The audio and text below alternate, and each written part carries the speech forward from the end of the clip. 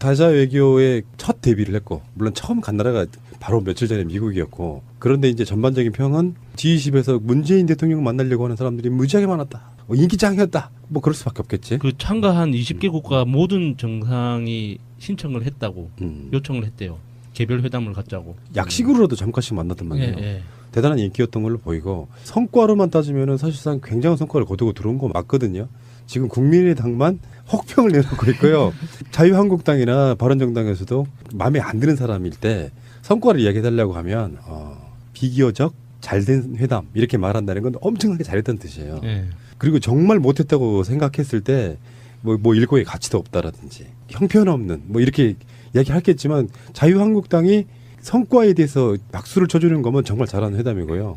지금 국민의당은 지금 가출한 상태이기 때문에 그거는 혹평이라는 표현 자체가 좀 부족하고요. 그냥 뭐 헛소리예요, 헛소리. 그 정도가 지금 평가받고 있다고 보시면 되겠죠. 방금 전에 그 말씀하시다가 끝난 국민의당의 반응에 대해서 트윗에 운봉님이 이렇게 올려주셨네요.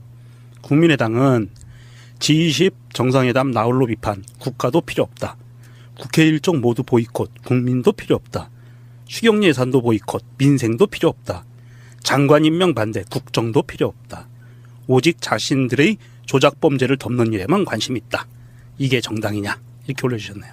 더 나달 이다야님이 지금 생각해도 박근혜가 참 기가 막힌 게 긴박한 G20 다자외교 무대에서 양자회담은 당시 개최국이었던 러시아와 이탈리아, 독일, 카자흐스탄 고작 4개국뿐 한가하게 관광이나 하고 쳐돌아다녔음. 근데 언론이 세일즈 외교 성과가 어쩌고 저쩌고 온갖 물빨 핫 이게 무슨 말이냐면 물빨 핫이 뭐냐면 물고 빨고 핥아주었다. 들어. 언론이 진짜 너무 더러운 것 같아요. 그러니까 이거 국민의당이 언론을 이용해서 이렇게 하잖아요. 언론에서 약간 비하하는 방향으로 비하하는 듯이 그 정상 외교가 아니라 뭐 한류 스타가 잠깐 놀러 가는 듯한 그런 뉘앙스로 이렇게 언론에 나오면 그거를 국민의당이 받아가지고 아무것도 안 하고 그냥 성과가 없었다라고 이야기하면 언론이 그걸 다시 받아서 또 비하하고 비하하면 언론이 비하하면 또 야당이 또 받아서 그걸 또 한 번 더 씹고 이렇게 막 무한 뺑뺑이를 돌리는 것 같아요. 그러니까 전체적인 흐름은 이렇게 봐요. 미국을 가장 먼저 가기는 했지만 박근혜가 망쳐놓은 외교를 한 건 어떤 의미냐면 미국이라고 하는 한 사람에 대해서만 열정적으로 사랑을 하다 보니 다른 사람들한테 기회가 없었던 거예요. 그래서 박근혜가 형편없는 연애를 해놓고 나니까 그 한국이라고 하는 외교연애라는 게 한쪽이 몰빵 이 상태였던 거예요. 대통령이 바뀌고 나서 이제 상황이 달라지니까 다른 나라 국가들도 한국이라고 하는 나라와 우리도 친해져 보고 싶어하는 그 욕구가 강한 시기. 일단 그게 가장 더 중요한 거라고 봐요. 그리고 우리 전통적으로 박근혜, 이명박 그 시기를 지나면서 그 시기가 어떤 시기냐면 중국의 세계적인 경제라든지 정치적 영향력이 커지는 시기예요. 중국이 엄청나게 성장해서 어느새 G2가 된 게 그 시기를 지나왔단 말이에요. 근데 거기서는 이제 민간적 차원에서는 중국과 교류가 많아지면서 교역량이 무려 미국보다 훨씬 더 많아진 상태까지 왔는데 정치적으로는 미국에 너무 이렇게 편중되어 있는 그런 부분들이 정상으로 되돌아가는 그런 분위기. 그 분위기에 G20에 처음으로 미스터 문 프레지던트가 데뷔한 거죠. 그 느낌이 딱 맞는 트윗이 하나 있어요. 달나라 시민 권지형님이 박근혜 시절엔 아베도 시진핑도 다 대단해 보이고 겁났는데 지금은 다 그냥 쭈구리들 같아. 심지어 오바마도 쭈구리로 보이더라는 우리 대통령이 다 구워 삶아버릴 대상일 뿐. 외교를 바라보는 우리들의 마음도 이렇게 완전히 달라진 거잖아요. 그 문재인 대통령이 정상들하고 만났을 때 어떤 그 태도 그리고 시민들을 만났을 때의 태도가 우리 그 과거의 이명박이나 박근혜가 보여줬던 거하고는 너무나 다르고 모르는 사람이 봐도 좀 뿌듯한 느낌이라고 해야 되나? 아니 그리고 이 사람들이 다 촛불혁명의 그 과정을 다 봤을 거 아니에요. 예, 외신을 통해서 자기 예. 나라에서도 그렇게 전폭적인 국민의 지지를 얻은 대통령이라고 하니까 네. 다들 정상들도 다 만나보고 싶었지 네. 않으셨을까. 눈도장이라도 찍고 그렇죠. 싶겠죠. 박근혜 같은 경우에는 네. 정말 독재자의 딸? 이 타이틀이 가장 컸고 문재인 개인사를 또 프로필이 다 나갔을 거 아니에요. 네. 인권 변호사 했고 노무현 대통령과의 관계 이런 것들 네. 다 알고서 그렇게 줄을 섰을 거라고 생각합니다. 이번 G20 정상회의가 G20이 뜻하는 바는 그룹 오브 20이거든요. 네. 그룹 오브 20라고 그래야 되나?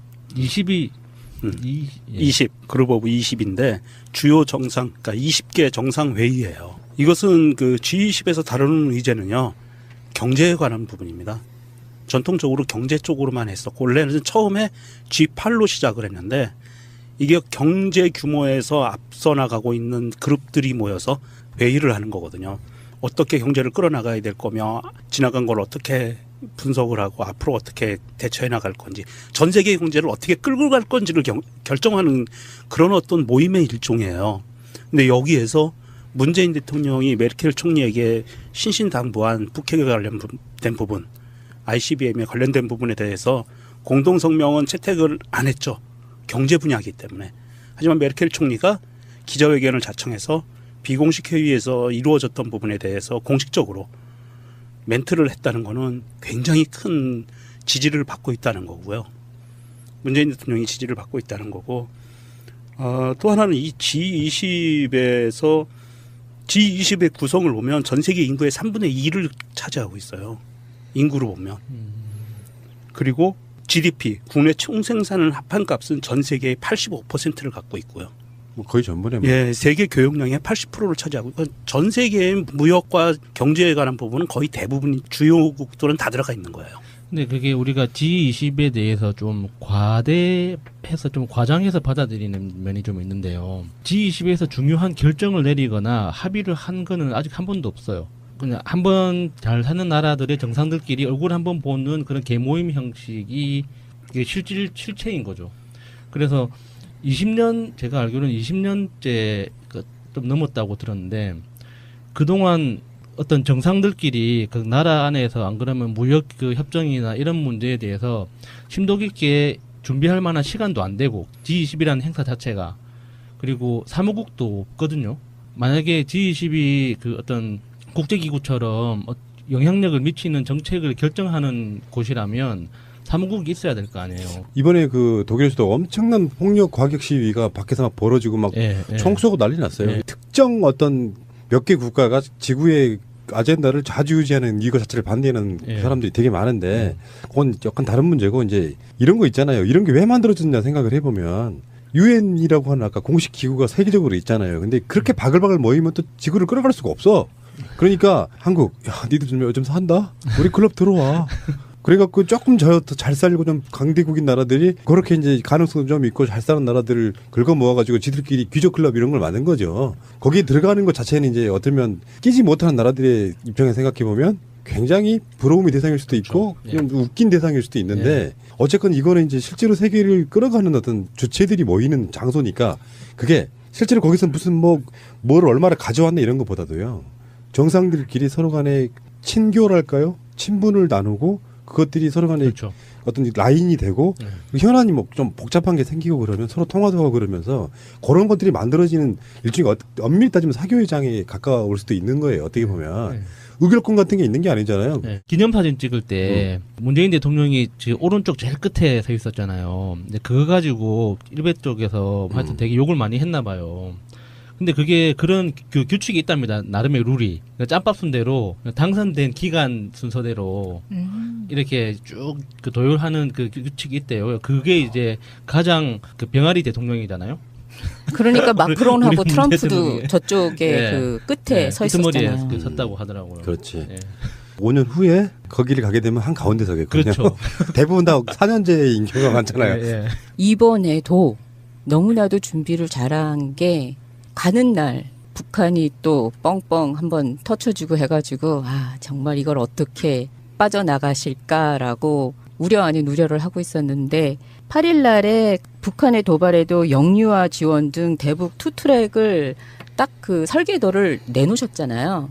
그것은 인도적인 차원에서 어프로치를 하겠다. 북한은 그냥 무조건 제재를 한다라든지 그들에게 빼앗아 가면서 하면은 안 된다는 것을 딱 못 박아 놓고 많은 거기에 있는 G19을 알았어 내가 김정은을 알아서 해결할 테니까 난 믿어줘. 근데 그 중에서 다들 알았어. 제이나 좀 해주라라고 다들 그 많은 좋은 소식을 좀 가지고 오는 것 같아요 이번에는. G20이 북핵 때문에 생긴 행사나 이런 게 아니잖아요. 예, 예. 근데 마침 북핵을 해결하려고 하면 방법이 여러 가지가 있어요. 미국 방식으로 경제제를 한다 이런 것도 있지만 더 가까운 혈맹이라고 불리우는 중국 같은 데에 도움을 청한다라든지. 근데 지금 김정은 입장에서는 그 말 안 들어. 나는 중국보다 미국 상대하고 싶어해. 이런 모양새란 말이에요. 그러니까 문재인 대통령 미국 갈 때도 언론들 이야기를 많이 했잖아요. 언론들이 쓰레기다. 있는 그대로만 받아들이면 되는 문제를 설레발쳐가면서 예를 들면 뭐 지금 G20 외교의 성과는 이렇게 했는데 성과는 이렇게 됐다. 괜찮아. 그러니까 전 세계적으로 북핵이라든지 등등의 것들에 있어서 이런 게 있단 말입니다. 문재인 대통령이 북한을 이기려고 외교를 한 게 아니에요. 뭐 미사일 쏘고 갔다는 이유는 문재인 대통령이 먼저 한 대 뒤통수 때리고 간 거예요. 김정은이. 우리 정은이 더 때리지 마. 우리가 때릴게라고 먼저 때리고 간 거란 말이에요. 미사일 훈련을 같이 했다는 건. 네. 그래 놓고 한반도 내에서 전쟁이 일어나기를 간절하게 바라지 않는다라고 강대국 정상들한테 다시 못 받고 온 거예요. 굉장히 훌륭한 얘기를 한 거죠. 다른 사람들한테 기회가 없었던 거예요. 그래서 박근혜가 형편없는 연애를 해놓고 나니까 그 한국이라고 하는 외교 연애라는 게 한쪽이 몰빵 이 상태였던 거예요. 대통령이 바뀌고 나서 이제 상황이 달라지니까 다른 나라 국가들도 한국이라고 하는 나라와 우리도 친해져 보고 싶어하는 그 욕구가 강한 시기. 일단 그게 가장 더 중요한 거라고 봐요. 그리고 우리 전통적으로 박근혜, 이명박 그 시기를 지나면서 그 시기가 어떤 시기냐면 중국의 세계적인 경제라든지 정치적 영향력이 커지는 시기예요. 중국이 엄청나게 성장해서 어느새 G2가 된 게 그 시기를 지나왔단 말이에요. 근데 거기서는 이제 민간적 차원에서는 중국과 교류가 많아지면서 교역량이 무려 다자 외교의 첫 데뷔를 했고, 물론 처음 간 나라가 바로 며칠 전에 미국이었고, 그런데 이제 전반적인 평은 G20에서 문재인 대통령을 만나려고 하는 사람들이 무지하게 많았다. 인기짱이었다. 뭐 그럴 수밖에 없겠지. 그 참가한 20개 국가 모든 정상이 신청을 했다고 요청을 했대요. 개별 회담을 갖자고. 약식으로라도 잠깐씩 만났단 말이에요. 예. 대단한 인기였던 걸로 보이고, 성과로만 따지면은 사실상 굉장한 성과를 거두고 들어온 거 맞거든요. 지금 국민의당만 혹평을 내놓고 있고요. 자유한국당이나 바른정당에서도 마음에 안 드는 사람일 때 성과를 이야기해달라고 하면 비기어적 잘된 회담 이렇게 말한다는 건 엄청나게 잘했다는 뜻이에요. 예. 그리고 정말 못했다고. 오직 자신들의 조작 범죄를 덮는 일에만 관심이 있다. 이게 정당이냐? 이렇게 올려주셨네요. 더 나달 이다야님이 지금 생각해도 박근혜가 참 기가 막힌 게 긴박한 G20 다자외교 무대에서 양자회담은 당시 개최국이었던 러시아와 이탈리아, 독일, 카자흐스탄 고작 4개국뿐 한가하게 관광이나 하고 쳐돌아다녔음. 근데 언론이 세일즈 외교 성과가 어쩌고 저쩌고 온갖 물빨 핫 이게 무슨 말이냐면 물빨 핫이 뭐냐면 물고 빨고 핥아 주었다. 아, 들어. 언론이 진짜 너무 더러운 것 같아요. 그러니까 이거 국민의당이 언론을 이용해서 이렇게 하잖아요. 언론에서 약간 비하하는 방향으로 비하하는 듯이 그 정상 외교가 아니라 뭐 한류 스타가 잠깐 놀러 가는 듯한 그런 뉘앙스로 이렇게 언론에 나오면 그거를 국민의당이 받아가지고 아무것도 안 하고 그냥 성과가 없었다라고 이야기하면 언론이 그걸 다시 받아서 또 비하하고 비하하면 언론이 비하하면 또 야당이 또 받아서 그걸 또 한 번 더 씹고 이렇게 막 무한 뺑뺑이를 돌리는 것 같아요. 그러니까 전체적인 흐름은 이렇게 봐요. 미국을 가장 먼저 가기는 했지만 박근혜가 망쳐놓은 외교를 한 건 어떤 의미냐면 미국이라고 하는 한 사람에 대해서만 열정적으로 사랑을 하다 보니 생각했을 때 뭐 일고의 가치도 없다라든지 형편없는 뭐 이렇게 이야기하겠지만 자유한국당이 성과에 대해서 박수를 쳐주는 거면 정말 잘하는 회담이고요.